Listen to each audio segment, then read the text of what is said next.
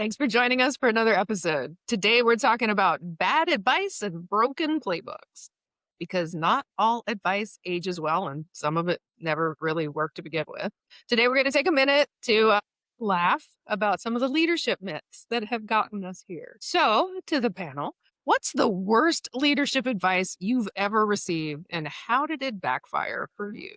Oh my gosh. Well, this probably falls into the category of things that never would have worked. But early in my career, in fact, I was coming into my first job as a manager. I was sort of doing a little bit of double duty because I was transitioning from being an individual contributor on a team of like field engineers to then leading that team as someone who'd been in the manager role kind of moved on. And the person who was in the manager role gave me this piece of advice. He said, if you want to be successful in leading this team, then you need to figure out how to establish some professional boundaries, right? You need to make sure that you're not too close to your team so that you can, be unbiased in your decision making and fair and not be in a position where you have a difficult time making tough calls or having those hard conversations with people, right?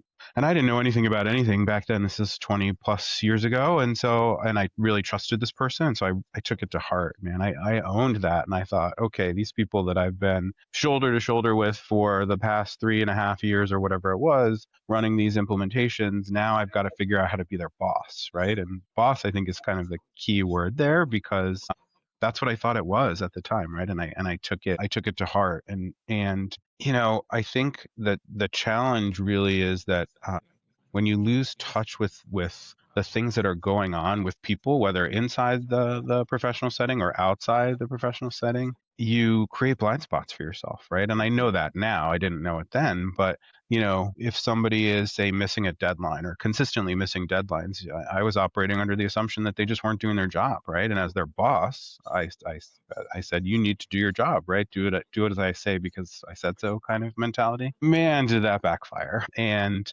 I was very fortunate because there was a very seasoned kind of veteran that was part of that field engineering team. And he, perhaps wisely, was not interested in the manager job when it became available, but he had been working in the role for a long time. And I think it was somewhere around 6 months in, he pulled me aside and he said, dude, what is going on with you? We all have whiplash and we talk about it all the time. And I think because I've worked with you for so long, you need to know that like people don't know what to do now because you became like a different person after you got the manager title. But the truth is you were doing a more effective job kind of co-leading the team before you ever had the title. And now, you've got to fix it effectively. So long story short, I did what any good leader would do. And I took the team out for beers and I kind of got to the heart of it and made myself vulnerable to them and said, it was like a switch going off, right? I mean, this guy pulling me aside hit me like a ton of bricks. And so I thought, man, I'm getting this all wrong. And not only am I getting it wrong in the sense of I've created this unnecessary distance around people, but also if they don't trust me, they're not going to tell me what's really going on, right? And I could be working myself right out of this opportunity faster than I realize. And so, we got to the heart of it over a couple of drinks, and I think making myself vulnerable to them and saying, listen, I'm getting this wrong. I recognize it. And then ultimately sort of pivoting took some time to rebuild trust, right? But then you get to a point where you sort of realize that the fact that you do have close relationships and you do know what's going on with people, ultimately, I think in a way, like it makes people work harder for you, right? They want to show up not just for the firm and the paycheck, but they want to show up for you, right? And so you make that transition, or I made that transition from really being a boss that was kind of moving resources around, right, to leading a team of people, right, and treating them like people. And so that was I think probably the worst piece of advice I've ever gotten is. And now I have relationships that I've had for years and years, and I've become very close to people, and the idea that it would make conversations harder, I don't find that to be the case. I think I actually find the opposite to be true, that when you have shared experience and real connection, that it becomes, as opposed to me in a position of authority saying to you, who are subordinate to me, like, this is not going right, or you're doing this wrong, or, it really becomes a conversation between two people who care about the outcome, right? And who are both invested in the success of the firm, but they're also their own individual success, right? And so that for me, I think, is the worst piece of advice I've got. That was terrible advice. It is a really hard thing to navigate though, being promoted above your peers. Yeah, I mean, that is an especially tough transition. I agree, and I don't know that I would choose it if I had the option of doing it Yeah. again. But especially the idea that I couldn't maintain the relationships that I had built over a period of time because I wouldn't be able to be fair and unbiased in Mhm. my decision making was, I mean, listen, as a much younger version of myself, I get it. And I think that the person intended it only with or they only had good intentions, but in the end, and now, decades later, understanding what it really takes to lead, I know what terrible advice that was. Yeah. Mine was be nice. Don't get really Yeah, accomplished that way. I mean, don't get me wrong, it's not you should be nice when you can, but sure. it's Yeah. not really a leadership. Jim, Skip, anything, any worst leadership advice you wanna share, or shall we go on to the next question? You know, I've got a quick, I don't Yeah, go ahead, Okay. Jim. Jim, please. please skip your turn. Okay. Thank you, Jim. So I don't think about it as maybe someone gave me advice as much as maybe through observation. I thought leadership was going to be a certain way. And I think back to when I was in the military, and in the military you get thrust into leadership roles at a very young age, very quickly, and like what Michael was describing, that challenge of being promoted from your peers, and now you're in charge of potentially your peers. It is very difficult, and you learn very quickly what works and what styles don't work. But when you're waiting to become into that leadership role, I don't know, I got this observation idea that you have to be a dictator, or Mm. maybe you have to, that's how you get things done. In the military is especially harder like this, where people assume that from movies too, that everybody's a jerk when they become a leader, either the drill sergeant type of attitude. And nothing could be further from the truth. There is a style for every person that you're going to lead that works effectively for them. And that style has to be modified just a little bit depending on the situation that person is in that you are leading.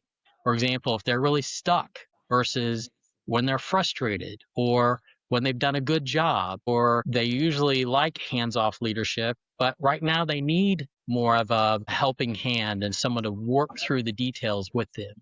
So that the style of, hands off to collaborative, all the way to the dictatorial, or some might call micromanagement, might fit in that category as well. You really have to do all of those depending on the situation. Now, you have to do it appropriately and effectively, and you learn that over time. And I think I had this great advantage in the military of being thrust into those leadership roles and getting that experience early and figuring out what works and what doesn't.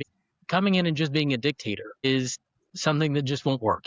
It would be bad advice, and especially from your peers, because your peers know where all your secrets are in your closet. So you really can't pull that off with your peers, or they try to challenge you a little bit more than somebody else might. Mhm. And they say, well, you're trying to tell me what to do. Well, sometimes you have to, as the supervisor, doing that, but understanding where the boundaries are and then really kind of reframing your style to fit individual needs and situations is the best tip I can give you. Yeah, Okay. Oh, I go had ahead. a, I had a quick follow on, and there's all sorts of advice, and sometimes the same bit of advice from the same person or from different sources can be either good or bad. And I'd like to use an example. When you need to change a tire on the car, if you talk to somebody who's ever had a mistake doing that, would say the first thing you do is make sure that you put chocks under the wheel so that the vehicle doesn't move. Okay, now there's two key elements. One, they've done it. And the second of which is they did it wrong, and they can say definitively why the advice that they're giving makes sense. And you can hear it in a person's voice. You really, really can. So sometimes I found that people will quote unquote give me advice, and what they're telling me is what they want, or they're telling me how they would solve the problem, or they're telling me how they would have reacted to the variables that they were aware of, even though there may have been more in play that I was aware of given the situation. And my point with all of this is to listen to advice in context, So somebody who's actually done it, somebody who's actually had a mistake, somebody's learned from it, that advice is invaluable. Somebody who's telling you the way they want it, that advice might be interesting. Okay. What must do turned out to be completely irrelevant in real life? For me, I think it was going into my first C-suite role. You think you have to do everything all the time for everybody with the ultimate outcomes for everything. The ultimate solutions have to be the result of everything that you do. And even talking to a colleague at another firm, a smaller firm than where I'm at now, and he's the sole IT guy right now. And he even feels that, where he's got to do everything for everybody all the time, probably even more so because he's the only IT person. He does have to do everything. Yes. And in the beginning, there's this feeling that you're overwhelmed. You can't get it all done and you're not meeting expectations. And so there's this feeling that you get frustrated that you can't make movement. And so things just sit still, or you feel like they're not moving fast enough because they're just moving at a snail's pace. So in the beginning, that feeling of frustration and being overwhelmed probably is a result of that, where you feel like you must do everything all the time. And here's the thing I would say is you can't. You cannot be perfect. You cannot deliver perfect solutions all the time with everything. So you think about your work has to be on a continual process, even in small increments over longer periods of time than maybe you were used to in prior jobs. And the best tip I have that I've taken out of those years of experience of dealing with this frustration that can crop up is perfection is the enemy of progress, meaning analysis paralysis is something you just don't want to have take root in what's happening. Everybody gets a little bit of analysis, situations, and you start to get a little paralysis. But if you start seeing that, you got to be able to recognize it early, because you don't want it to take root, because then you can't make decent progress. But things do operate slowly sometimes at the C-suite. It may take months or years to turn a battleship that in your prior job, like if you're a middle level manager or a help desk manager, you could make changes and within hours or days, you can see progress. You may not see that in the C-suite. It's a long game. It is a long game. And you may not see the rewards, the fruits of your labor for a very long time. Sometimes years. Many times years. I think one of the things that I was told way back when that I just believe is fundamentally wrong goes like this: if you're not feared, you're not respected. And that's a bucket of doo-doo. It's not accurate. I think you get respect by giving respect. I think you earn respect by being consistent. And when I say predictable, meaning like you're going to meet your deadline, you're going to own your obligations, that type of thing. You can be unpredictable in your creativity. You can have great ideas. You can have counterintuitive statements and such. But I honestly think that if you are working in such a way so that people fear you, you are working against yourself and you will ultimately fail. I'm not saying that you won't have short-term wins. I've seen that happen. But I don't think that, to your point, Stacey, if it's a long game, that's not a long game strategy. I mean, that's the other end of the spectrum from be nice, right? Where neither end works in the real life. Yeah, you gotta find the right balance. And in thinking about what Skip was saying, like, you can't be everything to everybody, and it gets harder and harder the more more responsibility you have, the more functions or people you may be responsible for ultimately. And I think for a lot of us, and we've talked about this a little bit too on this podcast before, is like, especially those of us who are in technical roles or oversee technical roles, the idea that and I carried this for a long time because it was a big part of my early success, right? Having the right answer or being the smartest technical resource in the room, right? And always knowing, that was something that, I think if I was giving advice to someone, I would say, as you move up, you have to get comfortable with sort of recognizing that you need to pivot from always having the technical answer to really like leading the technical experts and asking the right questions, right? And you sort of shift that mindset, because you can't be everything to everybody all the time.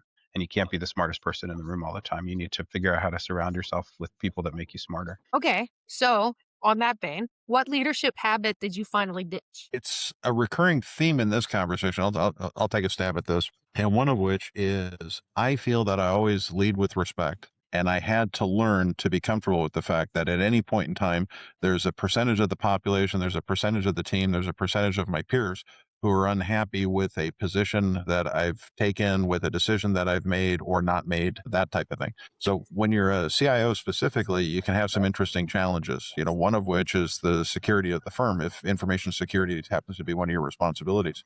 And sometimes people really, really want what they really, really want. And because it could access email, it could potentially be a breach of client confidentiality, or that you remind folks that you have an outside counsel guideline from a key client that says you can't do that, Mhm. that type of thing. Sometimes people aren't happy with those facts.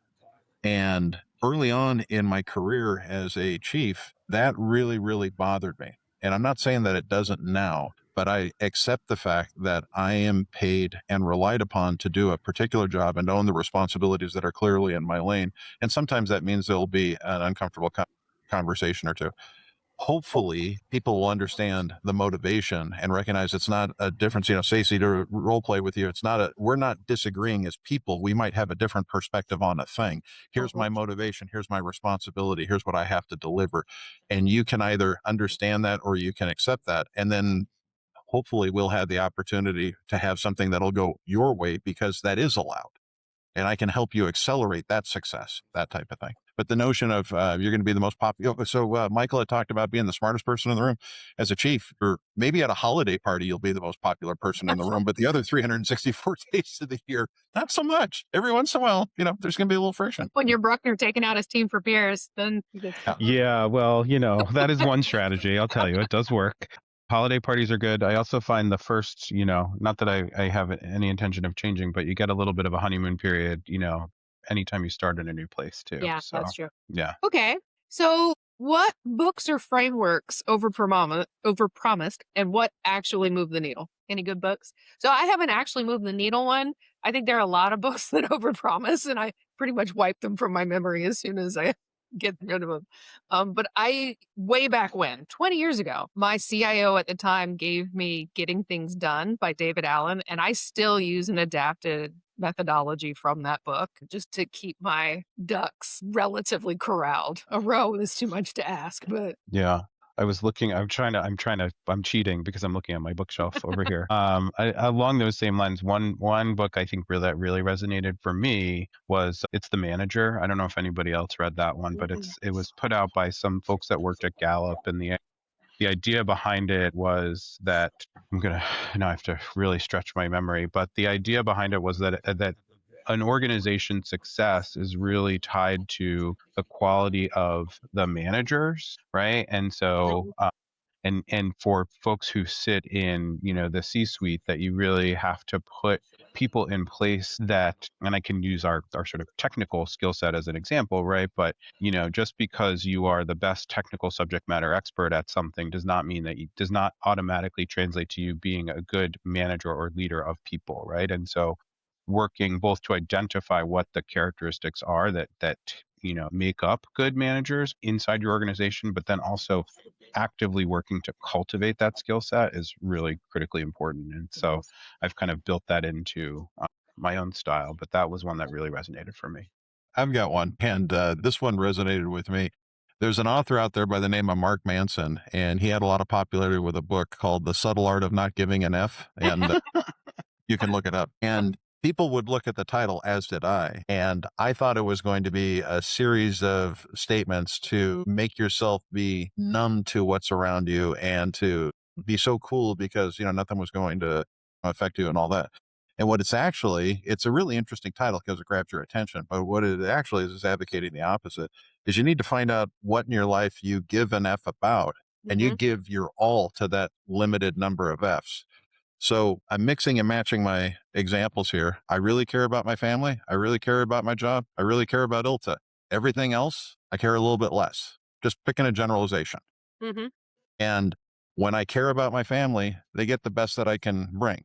Doesn't mean it's the best it doesn't mean that somebody else couldn't do better. Same thing with my job, same thing with ILTA, but I'll give it my all. And I really want my family, my job, my employer, ILTA to be super successful. I want the people on this call to be successful. If I can help you, that matters to me. And other things in my life that will scream, hey, we need attention, and this is a crisis, and this is something that you need to do this and that. I will just look at it from a different perspective in terms of, okay, is it on my priority list? I'm not saying it's not important. I'm saying that this is my priority list and this is where I'm focusing my time and my effort. It's so important to be clear on what your priorities are. You can't be everything to everyone. You can't, but you can dilute yourself to the point of irrelevancy. That you can. Any final words, gentlemen, before we wrap it up? Yeah, one small little tidbit. When it comes to leadership and such, sometimes folks will, and I've done this too. It's like, oh, I want to be like this person. I want to be like that person, or I should be more like this. I should be more like that. And when you see somebody in a position of influence, it's easy to identify, things that you like about them or their ability to, wield influence, power, all those type of things. And one of the things that I've had to learn, and maybe I'm just different in this regard, is I've never had much success being like other people, but I've had success identifying what I'm not. So I'm not somebody who enjoys people being afraid of me. I'm not somebody who enjoys having such formality that folks, don't want to knock on the door and say that we have a problem or that they have an idea. I'm not somebody that wants to rely upon a process so much that a good idea dies on committee because it had to go through 40 revisions of PowerPoint before it hits my desk, or, those type of things. And where I'm kind of going with this is all of us are on a journey to figure out who we are. Well, sometimes you can make like a big leap forward if you just recognize I'm not that person. That does not matter to me. That does not resonate to me. What resonates to me, I'd rather take your best guess than somebody who spent a year getting a perfect answer. In the meantime, no progress was made.